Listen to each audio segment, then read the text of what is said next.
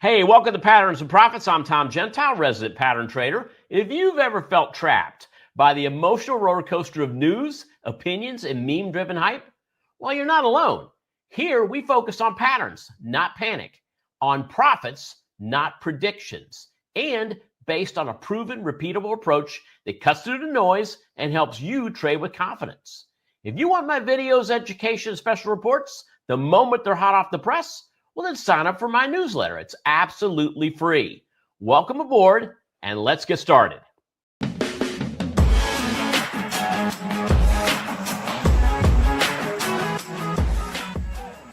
All right, everybody. Welcome to Patterns and Profits. I'm Tom Gentile, America's #1 pattern trader. You know what we do here? We look for patterns that repeat and profits that add up. You can help me out by liking and subscribing to the channel. Hit the notification bell if you want all the videos when they're uploaded. One more thing, this is not investment advice. Past performance is not indicative of future results. All right, let's get started. I want to talk about Money Counter Monday today. I want to talk about cheap options this summer, but I want to let those of you that are with me now in on something I'm doing later this week. I'm doing something called Conquering the 30% Problem. All right, what is the 30% problem? Well, it all begins with information overload. Think about it. Open up your favorite charting program right now. You're going to find thousands of indicators, moving averages, RSI, MACD, stochastics, Bollinger Bands, momentum oscillators, trend indicators, volume indicators, blah, blah, it just goes on and on. Thousands of ways to analyze a stock, and most of them simply don't work, or they don't work as well as you think they do.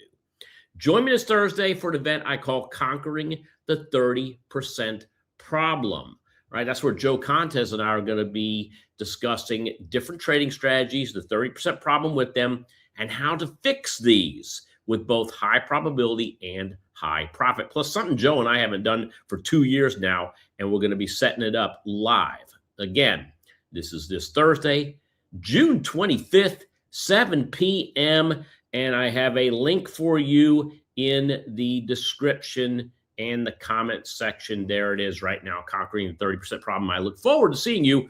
Space is limited, so register as soon as you possibly can. All right. So, like I said, I've got a good bit I want to cover today. I'm going to talk about cheap options for June. If I didn't say that, definitely want to, because we're in that sweet spot right now, folks. If you've ever wanted to find options that are cheap, this is the time to do it. All right, I am going to get to that. But first, I want to talk about what's happening this summer in the Money Counter. And, you know, because it's Money Counter Monday, I always talk about Money Counter Monday when it happens. But you know what? Let's first talk about what's gone on this weekend. I mean, if there's one thing that's consistent about the U.S.-Iran conflict, it's the inconsistency. In fact, one of the most consistently inconsistent relationships in modern geopolitics. The pattern itself, though, isn't random. It tends to swing back and forth. Each side reacts to changing incentives, policies, pressures, power dynamics. And because I spend my time studying patterns in the market, I can't help but notice the pattern between these two nations.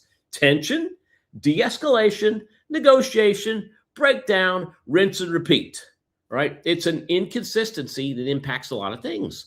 Most importantly, it impacts oil markets. In fact, I've been thinking about the intermarket relationship between oil and equities now for a while, and these two nations operate in this piece on, piece off dynamic. It constantly changes the price of oil. In fact, look at what happened this morning. I mean, prior to the morning, the S&P was down. Oil prices were up. Then, all of a sudden, a big takeaway. Major patterns will trump news early every time. And the major pattern this year is summer highs and lower oil prices. In fact, in just the last few hours, we saw a reverse. Markets went up again and oil dropped long-term based on what? Now, all of a sudden, the shift has been to demand, the oil demand, and the lack of it. And that's what really pushed markets lower in the oil markets, pushed the stock market and other commodities higher. So keep in mind, you might hear news, you might see reaction, but I'm not a news trader. I'm not a me trader. I'm not a day trader. I'm a pattern trader. and I'm looking at the major patterns, not patterns that happen intra-minute, but patterns that happen on a monthly and even sometimes longer basis. Okay. The other thing to watch for if you want to look at news this week is the PCE, that's the Personal Consumption Expenditures Report. That's coming out on Thursday. Now, this report is the government's monthly update on consumer spending and inflation. Okay. This is an important one. It's one of the most important economic reports that's released every month because it includes the PCE price index, and it's considered by the Federal Reserve to be a preferred inflation gauge. So that if you're going to watch something, if you're going to be newsy, then that's the one that I would look at. All right. Take a look over here right next to me, and you're going to see it's Money Calendar Monday. I've got the seasonality ETFs to watch going into this week, which is June 22nd through June 26th. We start the week out bullish. We end the week bullish. We go from about 87% bulls to finishing out the week with 89% bulls. You know what's interesting, though? When you look at the bearish, the stuff that's in the bearish, this is a week where bearish can be considered bullish. I've got two ETFs on this board right now that I'm going to talk about. One I'm going to talk about in length, and the other one I just want to comment on. So I'm going to talk about HYG, which immediately I see is a bullish seasonality. And we see this over the last 10 years between now and the end of August. HYG typically goes up. I'm also going to talk about SDS. Sounds like a disease. SDS has gone down the last 10 years in a row between now and around Labor Day, right? So I've got one bullish pattern that is 10 for 10, and I've got a bearish pattern that's happening today that's 10 for 10. Now let's talk about each here for a moment. First, the bullish pattern. This is HYG. So over the last 10 years, HYG has gone up in value between now and let's call it end of August. If you could see, this ETF back in 2016 made a 3.38% rise over summer. 2017 was a little bit better than break even. 2018, about 0.5%. 2019, a little more than 0.25%. Look at 2020, just like practically everything else. This was a move that jumped 2.71%. Then we saw 0.5% in 2021, 1.37% in 2022, 1% in 2023, 2.71 in 2024, and last year, 1.37%. Now, you might say to yourself, Tom, this looks like this particular pattern, when you show me the percentages over the last 10 years, it looks good till you see the percentages. There's not that much percentage movement. This is like watching grass grow. Two things I'll say to you. Number one, if you trade by watching grass grow, probably one of the most profitable, uneventful ways to trade. And number two, this is not your ordinary ETF, right? HYG is the high yield bond ETF. So it's going to move slower because it's bonds, okay? HYG is trading just below 80 coming into today, but this is a one-week chart that you see on the screen next to you, and I've highlighted a couple of areas. This is last year, all right, where we started off around this time last year, pushing forward to the end of August, a bullish move, and then, of course, the upcoming, again, no guarantees. I make no guarantees on the program, all right, but I'm a pattern trader. I like to see things that repeat. I like to trade things that repeat over and over again. And so HYG, I'm telling you, is seasonally bullish, has a past history of being seasonally bullish between now and the end of August. All right. So knowing that, let's talk about the other one, SDS. What is SDS? What is SDS and why is it seasonally bearish? All right. SDS is basically the pro shares, all right, ultra short. And this is the ultra short for the S&P 500. So SDS is designed to move twice the opposite direction of the S&P 500's daily return. So basically, it means it's going to deliver 2 times the performance of the S&P, but it's going to move in the opposite direction. So if the S&P goes up 1%, SDS typically drops 2%. If the S&P drops 1%, SDS will go up 2%. Okay, let me show you what that looks like on a chart. So I'm going to pop on over here, and we're going to type in SDS. So if I'm looking at the SDS chart, you can see what it's done here. You can see what it's done here going forward. And just looking at the price only, coming into April. Now, April had its highs in SDS. That makes sense because if you look at SPY, if you look at the S&P 500, it was pulling back in April. This is a mirror image. This is a mirror image of the S&P 500. So when it goes up, the S&P is going down. But when it goes down, like it has been since April of 2026, over the last 3 months, we've seen SDS go from 80 down to the mid 50s. Again, that's a pretty big price drop. But you got to remember, this is the 2 times. This runs at twice the speed of the S&P. And again, if I were to look at SPY and put it up here on the screen, you're going to see the complete opposite. There's the April lows, and there is the highs that we see coming into pretty much today, as we're seeing the S&P looking like it wants to rally back from where it was prior to the open this morning. So when we look at all of this, so we put this all together, once again, SDS, why is it bearish?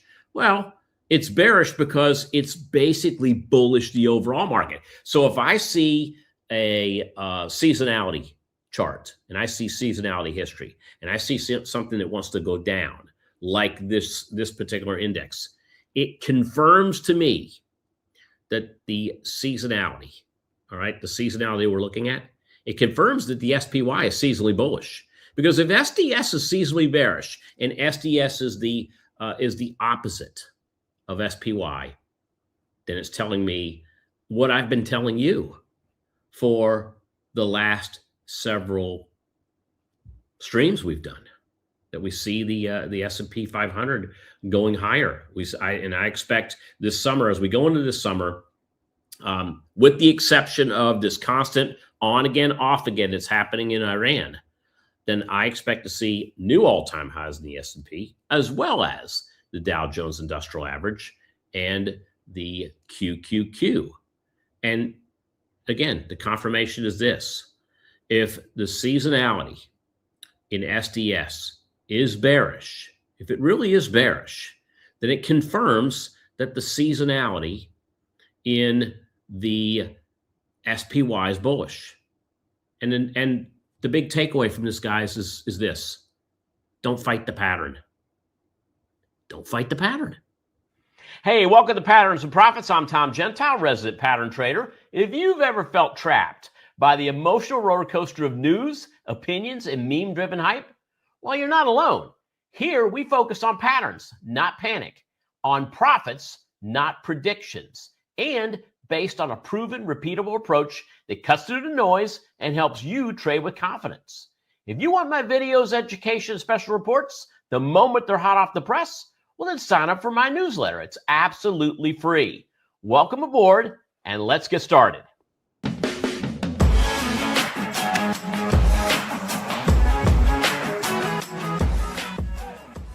Hey guys, Tom here. Welcome back. Welcome back to the program. If you're just joining me, I started talking about this at the beginning of the show. Once again, I want to key into it one more time here with you. It's a problem that almost every trader faces, and it's something I call information overload. Okay.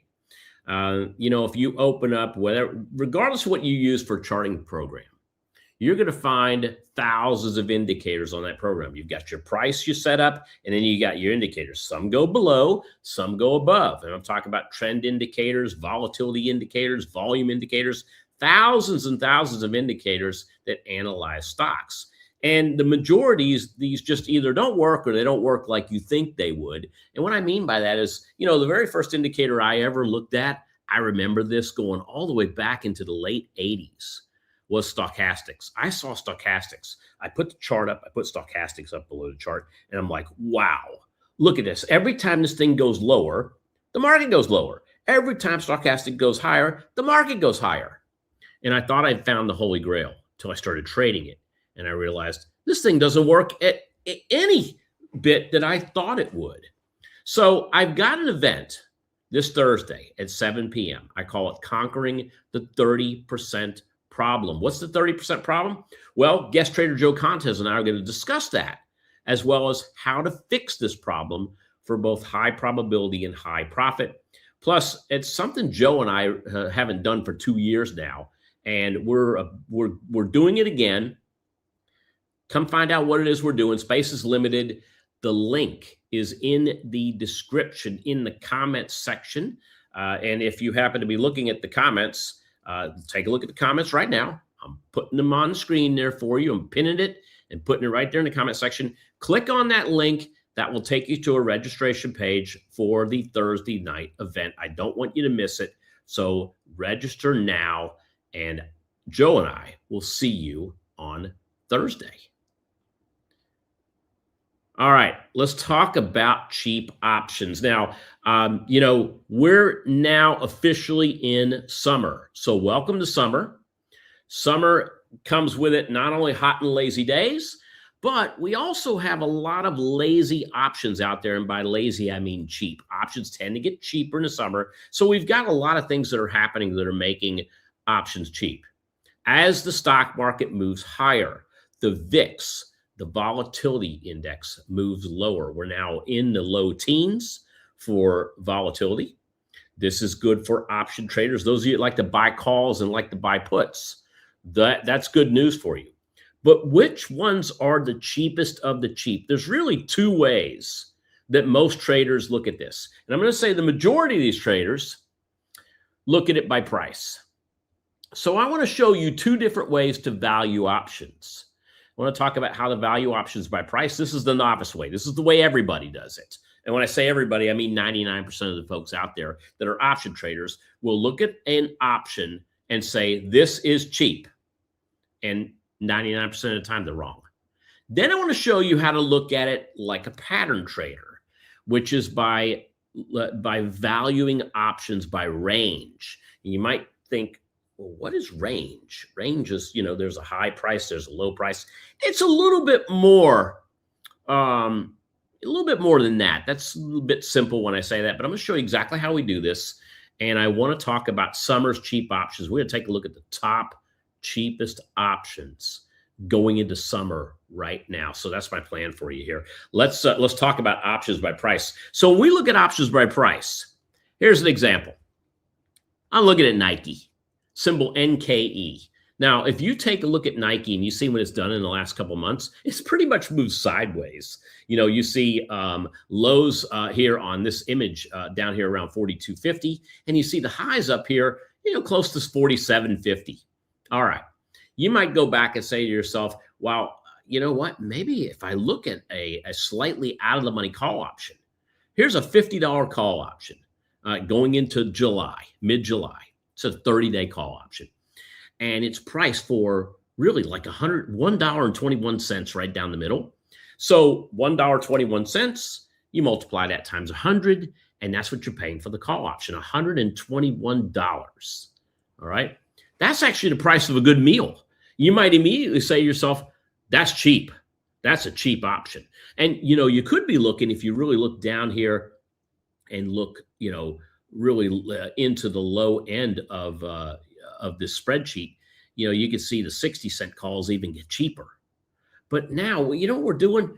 We're judging options by simply the price themselves, and not by the things that really make an option cheap or expensive. And the number one thing that I look at to make an option cheap or expensive is something called extrinsic value.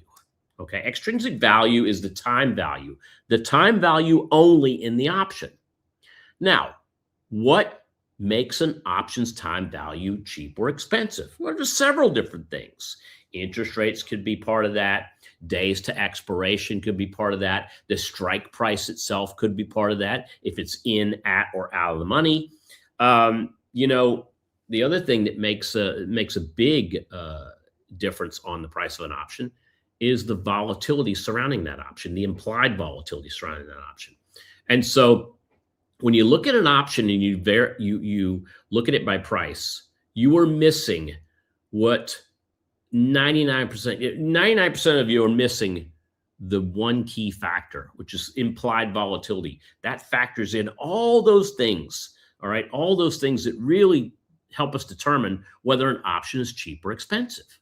So, you know what I'm going to tell you right now? Nike is not a cheap option.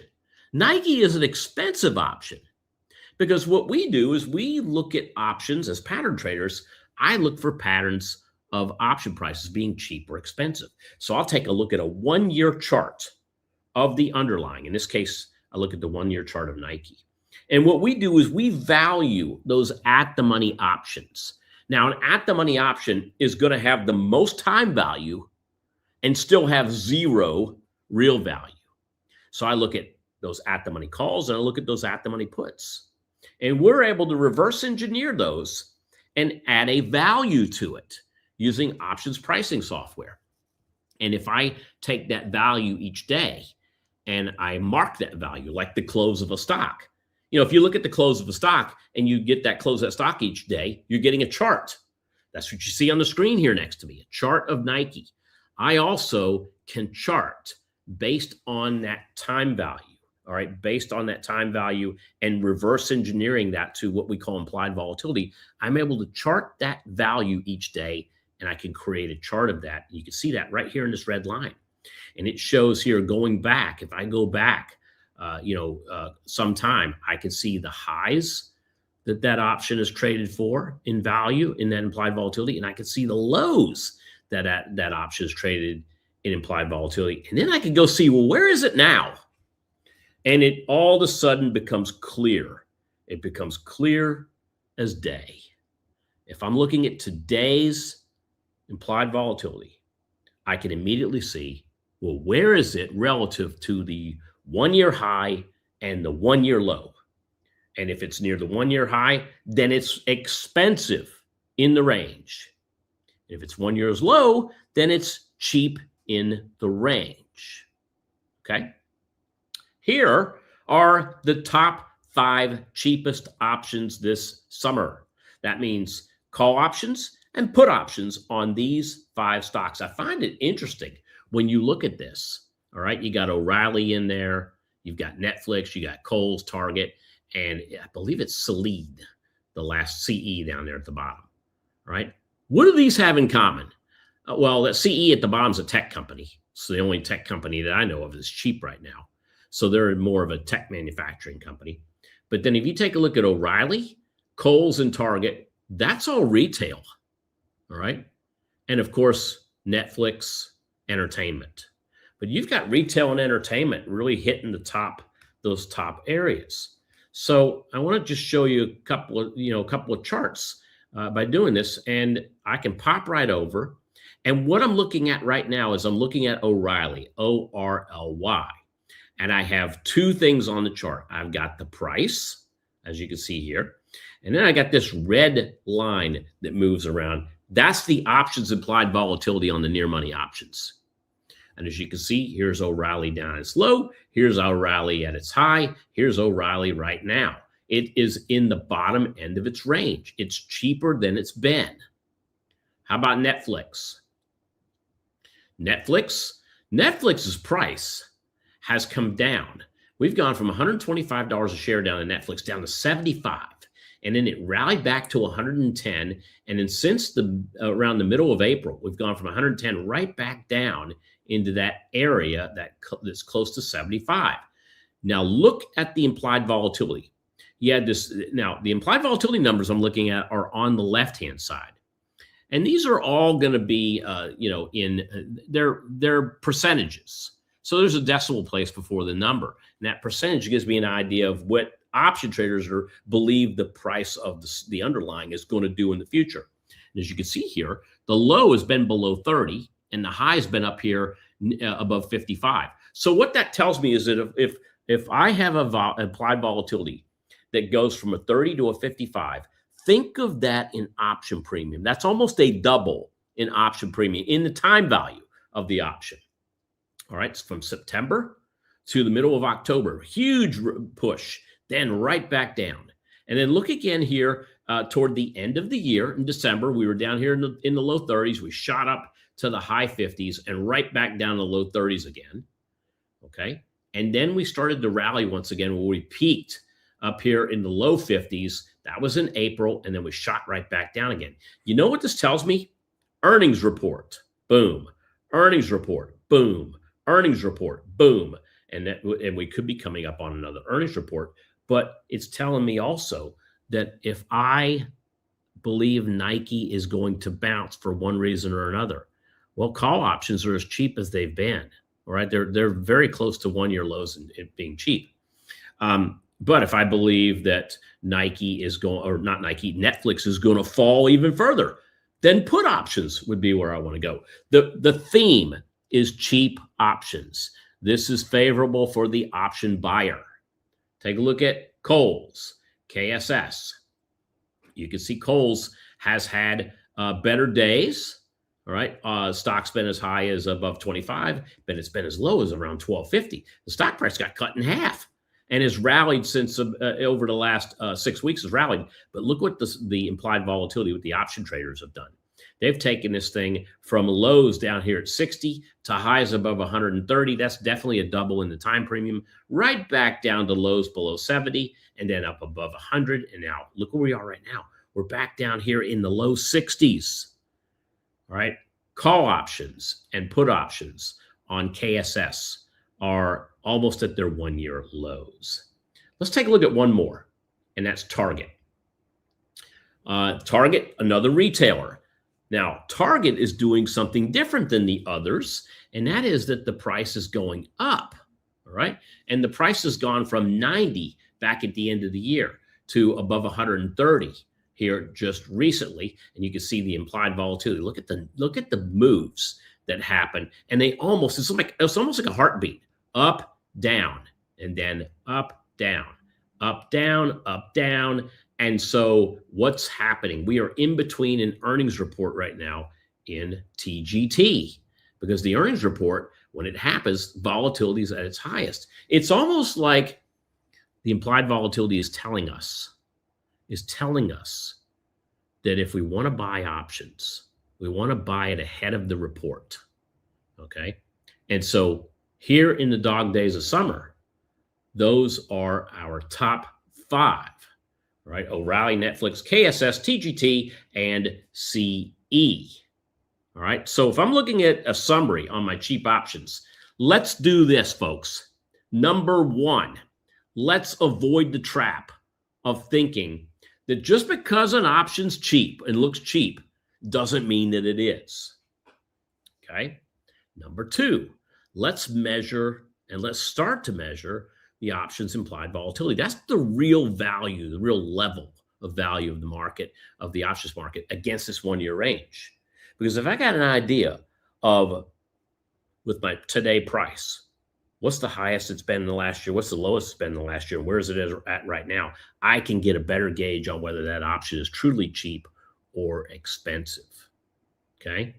And then number 3, traders, they're using this measurement with their own tools. You know, maybe you use the same tools I do. Maybe you use seasonality. And you're going to take a look at Target. You're going to take a look at KSS. You're going to take a look at O'Reilly. And you're going to go in and maybe look and see, well, is there a seasonal bullish pattern that's happening right now with these 3? Because if it is, I might want to look at call options on it. Or if there's a seasonally bearish pattern that's happening in the retail markets, maybe I might want to start looking at seasonal bears. All right. So as I finish up our time together today, I want to mention one more thing for those of you that came in a little bit late. All right. I got something going on this Thursday. If you haven't seen it yet, if you haven't heard about it yet, I'm going to be discussing these patterns. All right. Kind of where I started. And I'm going to talk about patterns. I'm going to talk about the problem that most traders deal with all of these indicators, this information overload that happens in the markets. And it's happening more now, I think, than ever.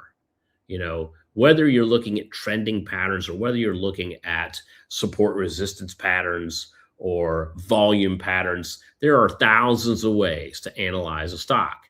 And the problem is singularity will tell you that most of these just don't work, or they don't work the way you think they work. So join me on Thursday, 7 p.m. Joe Contes and I, we're going to be discussing these type of patterns, something we call the 30% problem, and how to solve this, right, using high probability and or high profit, right? So there is a link. I put it on the screen. I put it in the comment section. I'm pinning that in the comment section for you. So if you haven't yet and you've got the time, whatever you're doing Thursday, put it aside. Come and join me and Joe Thursday night, 7 p.m. We will get into it with you, and you will definitely understand, especially getting into trend trading systems. That's where we're really going to lean into, folks. And I'm going to talk about something which is called the Golden Cross. All right. And the Golden Cross is a really good example of the 30% problem and how we are solving that problem. So thank you all for joining me. Have a great rest of your day, and we'll see you here again soon. All right. Bye now.